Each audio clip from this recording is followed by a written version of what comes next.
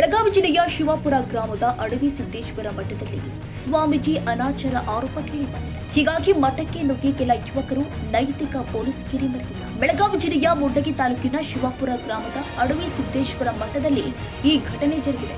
ಅಡವಿ ಸಿದ್ದರಾಮ ಸ್ವಾಮೀಜಿ ಮೇಲೆ ಹಲ್ಲೆ ಮಾಡಿ ಗ್ರಾಮದ ಕೆಲ ಯುವಕರು ಎಳೆದಾಡಿದ ದೃಶ್ಯವೂ ಕೂಡ ಕಂಡುಬಂದಿದೆ.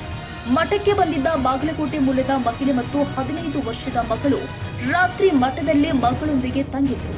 ಮಹಿಳೆ ಜೊತೆಗೆ ಸ್ವಾಮೀಜಿ ಇದ್ದಾರೆ ಅಂತ ಏಕಾಏಕಿ ಮಠಕ್ಕೆ ನುಗ್ಗಿದ ಕೆಲ ಯುವಕರು ನೈತಿಕ ಪೊಲೀಸ್ ಕಿರಿ ಮೆರೆದಿದ್ದಾರೆ. ಈ ವೇಳೆ ಒಂದೇ ರೂಮ್ನಲ್ಲಿ ಇದ್ದ ಸ್ವಾಮೀಜಿ, ಮಹಿಳೆ ಮತ್ತು 15 ವರ್ಷದ ಬಾಲಕಿ ಸ್ವಾಮೀಜಿ ತಳ್ಳಿ ತಾಯಿ ಅಪ್ರಾಪ್ತ ಮಗಳ ಜೊತೆಗೆ ಅಸಭ್ಯ ವರ್ತನೆ ತೋರಿದ್ದಾರೆ. ಬಾಲಕಿಯ ಬಟ್ಟೆ ಹರಿದು ಕೆಲ ಯುವಕರು ಎಳೆದಾಡಿದ್ದಾರೆ. ಈ ವೇಳೆ ರಕ್ಷಣೆಗೆ ನಿಂತ ಸ್ವಾಮೀಜಿ ತಳ್ಳಾಡಿ ಸ್ವಾಮೀಜಿಗೆ ಕಪಾಳ ಮೋಕ್ಷ ಮಾಡಿದ್ದಾರೆ. ಕೂಡಲೇ ಊರಿನವರನ್ನ ಕರೆಸಿ ಸ್ವಾಮೀಜಿ ಕೆಟ್ಟ ಕೆಲಸ ಮಾಡ್ತಾ ಇದ್ದಾರೆ ಅಂತ ಬೆಂಬಲಿಸಿದ್ದಾರೆ. ಇನ್ನು ಸ್ಥಳದಲ್ಲಿ ಬಿಗುವಿನ ವಾತಾವರಣ ಹಿನ್ನೆಲೆ ರಾತ್ರಿಯೇ ಮಹಿಳೆ, ಅಪ್ರಾಪ್ತ ಮಗಳು ಮತ್ತು ಅಡವಿ ಸಿದ್ದರಾಮ ಸ್ವಾಮೀಜಿಯವರನ್ನ ಗ್ರಾಮಸ್ಥರು ಹೊರಹಾಕಿದ್ದಾರೆ. ಗೋಕಾಕ್ನಲ್ಲಿ ಇರುವಂತಹ ಅಡವಿ ಸಿದ್ದರಾಮ ಸ್ವಾಮೀಜಿ ಸ್ಥಳಕ್ಕೆ ಮೂಡ್ಲಗಿ ಪೊಲೀಸರು ಭೇಟಿ ಕೊಟ್ಟು ಪರಿಸ್ಥಿತಿಯನ್ನ ತಿಳಿಗೊಳಿಸಿದ್ದಾರೆ. ಮಠದಲ್ಲಿ ಅಕ್ರಮ ನಡೀತಾ ಇದೆ ಅಂತ ಆರೋಪಿಸಿ ಕೆಲ ಯುವಕರು ಬಾಲಕಿಯನ್ನ ಎಳೆದಾಡಿದ್ದಾರೆ. ಬಾಲಕಿಯ ಬಟ್ಟೆ ಹರಿದು ಅವಾಚ್ಯವಾಗಿ ನಿಂದಿಸಿದ್ರು ಕೂಡ ಕೇಸ್ ಇದುವರೆಗೂ ದಾಖಲಾಗಿದೆ. ಮಹಿಳೆಗೆ ಬುದ್ಧಿವಾದ ಹೇಳಿ ಪೊಲೀಸರು ಕಳುಹಿಸಿದ್ದಾರೆ. ಮೂಡ್ಲಗಿ ಠಾಣಾ ವ್ಯಾಪ್ತಿಯಲ್ಲಿ ಈ ಘಟನೆ ಜರುಗಿದೆ.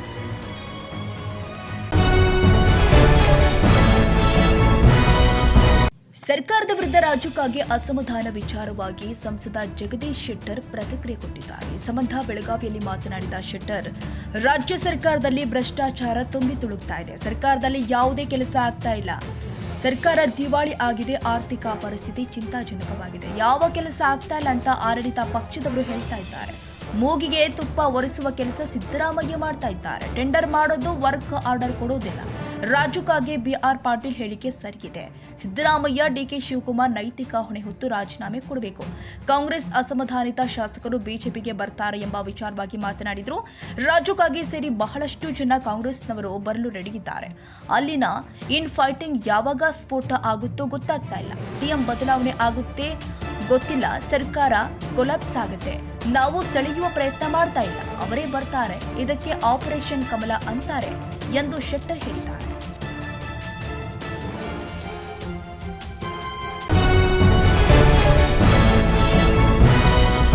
ಹುಬ್ಬಳ್ಳಿಯ ದರ್ಗಾದ ಬೈನಲ್ಲಿ ಎಲ್ಲಂದರಲ್ಲಿ ಪಾರ್ಕಿಂಗ್ ಮಾಡ್ತಾ ಇರೋದು ಸಾರ್ವಜನಿಕರಿಗೆ ತೊಂದರೆಯಾಗ್ತಾ ಇದೆ. ಅಷ್ಟೇ ಅಲ್ಲದೆ ಬೀದಿ ಬದಿ ವ್ಯಾಪಾರಸ್ಥರಿಗೆ ಮೂಲಭೂತ ಸೌಕರ್ಯಗಳನ್ನು ಒದಗಿಸಬೇಕು ಅಂತ ಒತ್ತಾಯಿಸಿ ಬೀದಿ ಬದಿ ವ್ಯಾಪಾರಸ್ಥರ ಸಂಘ ರಸ್ತೆಗಿಳಿದು ಪಾಲಿಕೆ ವಿರುದ್ಧ ಹೋರಾಟ ಮಾಡಿದ್ರು.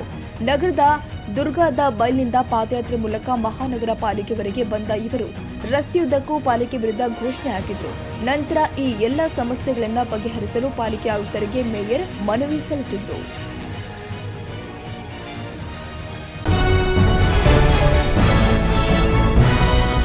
ಎರಡು ಯುವಕರ ಗುಂಪುಗಳು ಬಡಿದಾಡಿಕೊಂಡಿರುವ ಘಟನೆ ಚಿಕ್ಕಮಗಳೂರು ನಗರದ ಬೇಲೂರು ರಸ್ತೆಯ ರೈಲ್ವೆ ನಿಲ್ದಾಣದ ಬಳಿ ಜರುಗಿದೆ.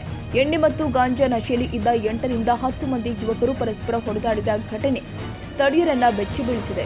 ಮೈಮೇಲಿನ ಬಟ್ಟೆ ಹರಿದ್ರೂ ಅರಿವೇ ಇಲ್ಲದೆ ಕೆಲವರು ದೊಣ್ಣೆಗಳಿಂದ ಹಿಡಿದು ಎದುರಾಳಿ ಗುಂಪಿನ ಮೇಲೆ ಹಲ್ಲೆ ಮಾಡಿದ್ದಾರೆ. ಸುಮಾರು ಅರ್ಧ ಗಂಟೆಗೂ ಹೆಚ್ಚು ಕಾಲ ನೆಲಕ್ಕುರುಳಿದ್ರು ಮತ್ತೆ ಎದ್ದು ಹೊಡೆದಾಡಿದ ದೃಶ್ಯ ಎಲ್ಲರನ್ನೂ ಭಯಭೀತರನ್ನಾಗಿ ಮಾಡಿದೆ. ಗಲಾಟೆ ಯಾಕೆ ಎಂಬುದು ತಿಳಿಯದೆ ಜನ ಸಮೀಪದಲ್ಲಿ ನಿಂತು ನೋಡ್ತಾ ಇದ್ರು. ಹೊಡೆದಾಟದ ವೇಳೆ ಕೆಲವರು ಗಾಯಗೊಂಡು ಕೂಡ ಯಾರೂ ಪೊಲೀಸರಿಗೆ ಮಾಹಿತಿ ಕೊಟ್ಟಿಲ್ಲ. ಪ್ರದೇಶದಲ್ಲಿ ಪದೇ ಪದೇ ಜಗಳಗಳು ನಡೀತಾ ಇರೋ ಬಗ್ಗೆ ದೂರುಗಳು ಕೇಳಿ ಬರ್ತಾ ಇದ್ದು ಪೊಲೀಸ್ ಬೀಟ್ ಹೆಚ್ಚಿಸುವಂತೆ ಸಾರ್ವಜನಿಕರು ಒತ್ತಾಯ ಮಾಡಿದ್ದಾರೆ.